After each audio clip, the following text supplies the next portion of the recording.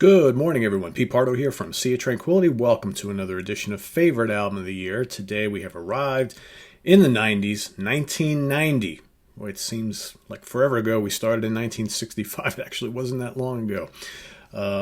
Things you do during lockdown, right? Anyway, another pretty good year for music. A lot of varied stuff coming out in 1990. Some new bands popping up, some old favorites putting out good stuff, some really strong jazz releases. All sorts of fantastic stuff.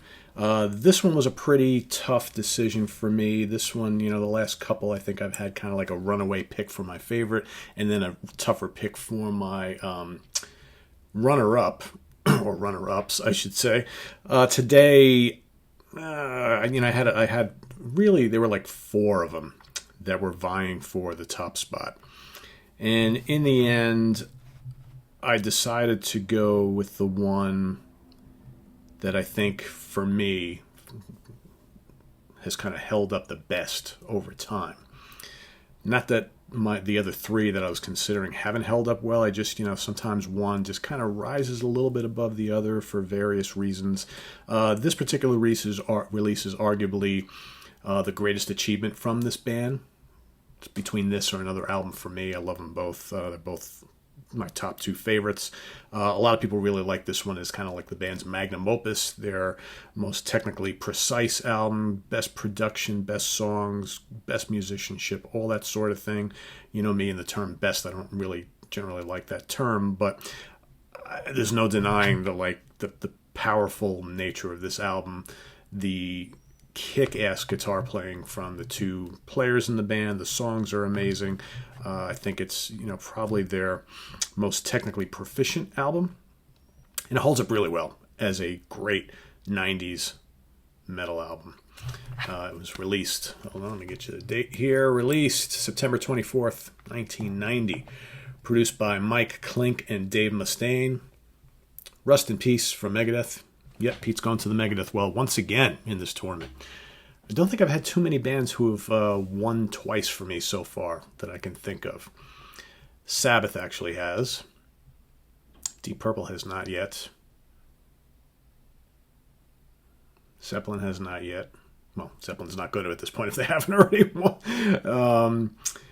But this is a great album. So this is the first album with the lineup of Dave Mustaine and Marty Friedman, formerly with Jason Becker and Cacophony, on co-lead guitars Dave Ellefson and the great late Nick Menza.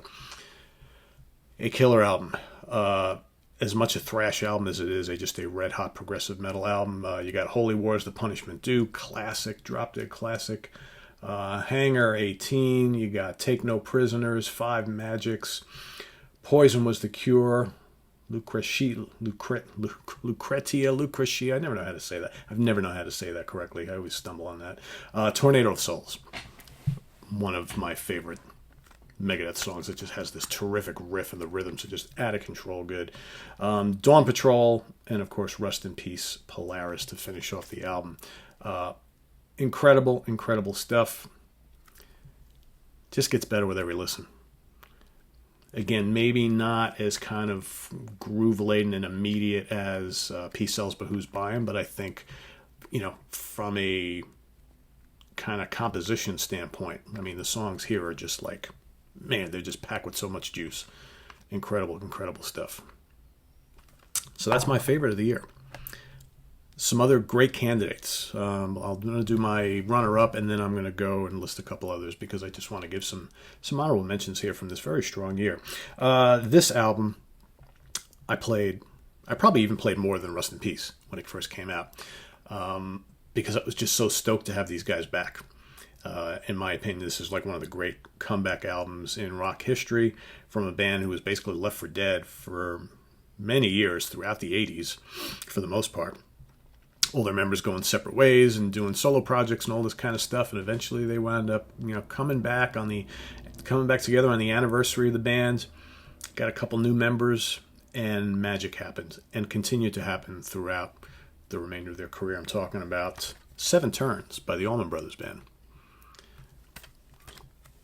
You got Dickie Betts and Greg Allman and J-Mo and Butch Trucks And in comes Warren Haynes on guitar, who was playing with Dickie and his solo band. You've got Alan Woody, okay, on bass. Also, I believe was playing with Dickie. And you've also got on keyboards Johnny Neal. Okay, so you got Greg and Johnny on keyboards. Johnny playing a piano, Wurlitzer, synth, and other assorted keyboards. So this is a fantastic album, really good blues rock album. It's got all the things you'd want from an Allman Brothers Band album. You know, you got Good Clean Fun kicking it off, Let Me Ride, Low Down Dirty Mean, great blues rock tune, Shining On, nice and catchy, Loaded Dice, killer hard rock tune, Seven Turns, which was a minor hit for the band, more of kind of like a Melissa country rock type of thing. You got Gambler's Roll, another gritty, heavy blues rock tune. True Gravity, excellent instrumental. This version of the band would go on to do, I believe, an instrumental on every studio album they released afterwards. And It Ain't Over Yet, another quasi-minor radio play album. So there you have my favorite of the year and my runner-up. I do want to mention two others because, like I said, this came down to four. I'm going to mention a couple more. My number 3 pick was actually Chick Corea Electric Band Inside Out, which is a fantastic album and probably deviate a little bit from the couple albums that came before it by the Electric Band, as this one was much more kind of like a return to like that Return to Forever sound, really dense compositions with lots of soloing and interplay. Pretty progressive album, actually, that kind of didn't really have a lot of that kind of smooth jazz thing that was going on at the time. Judas Priest Painkiller was my that's initially when I thought 1990, I was like, oh yeah, Painkiller came out in the other year. But then I started to think about it, and I'm like, as much as I absolutely loved Painkiller when it first came out, it's not one of my go-to Judas Priest albums in my later years, for whatever reason. I still love it. It's still great. Title track is legendary. I find for me, Painkiller hasn't quite aged as well for me as, like, say, Rust in Peace. Like I said, still dig it a lot. But when it comes to like classic Priest albums, I tend to not reach for that one as much as I do some of the other ones from that era. And what else did I have on my list? You know, the debut from Damn Yankees is on here. Let's see. Cowboys from Hell from Pantera, obviously. Steve Vai, Passion and Warfare. Iron Maiden's No Prayer for the Dying. Yngwie Malmsteen's Eclipse. Avia Musicom from Eric Johnson. Actually, no, that's from the year. Sorry, that's from the year before. No, that is from that year. That's right. Danzig 2, Lucifuge. Okay, another good one. Osric Tentacles, Erpland. Spyro Gyra, Fast Forward. Black Sabbath's Tear, another really good one from that year. Lock Up the Wolves from Dio. You know, there you have some other ones on my list of short favorites. So there you have it. You know the drill, everybody. Down in the comments below, list your favorite release from 1990. Your top one, your top 5, your top 10, whatever you want to do. It's up to you.